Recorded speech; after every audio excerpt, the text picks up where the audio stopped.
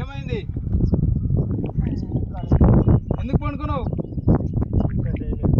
Time అయిందిగా, బండి లేదు. అరే భిక్ష లేకపోతే పంబాన తాగినావు లేదా? ఎట్లా స్వామి నువ్వు ఇట్లా ఉంటే? ఎంత దూరం ఉంది? 30 కిలోమీటర్లు. బైక్ లేకుండా గుట్టకి ఎందుకు వచ్చినావు? మళ్ళీ ఇట్లా ఉంటే భిక్ష తినకుండా ఏంటంటే అటుపండు తిను. కూసో కూసో. ఏ ఊరు? తాండలో ఉంటారా?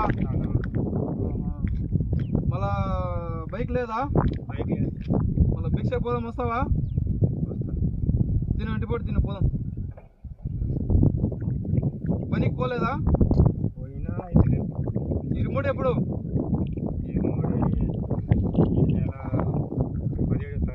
మళ్ళీ ఎట్లా ఇరుముడి కన్నా పైసలు ఉన్నాయా లేదా?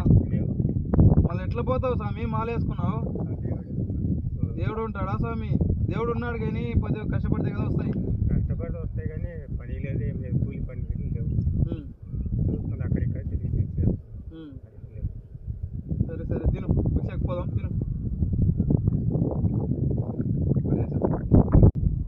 రా స్వామి, భిక్షకు పోదాం రా. ఎండలో ఎక్కుతుందా? భిక్షకు వెళ్తుంపోతారా?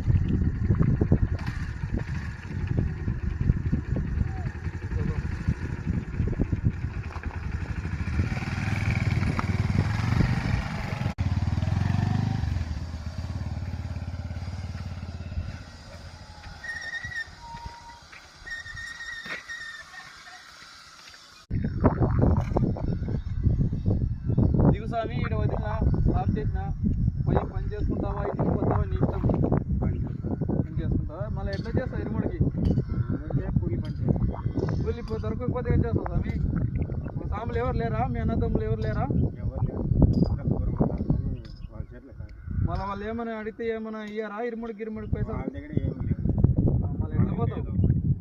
ఏదో నా చేతులని కానీ సాయం చేస్తాను, తీసుకో. మళ్ళీ ఇగో నీ నంబర్ పెడతాను. స్వామి శరణమయ్యప్ప. స్వామి ఈ నంబర్ పెడితే, స్వామి నంబర్ పెడుతున్నాను. ఎవరైనా సహాయం ఉంటే చేయండి.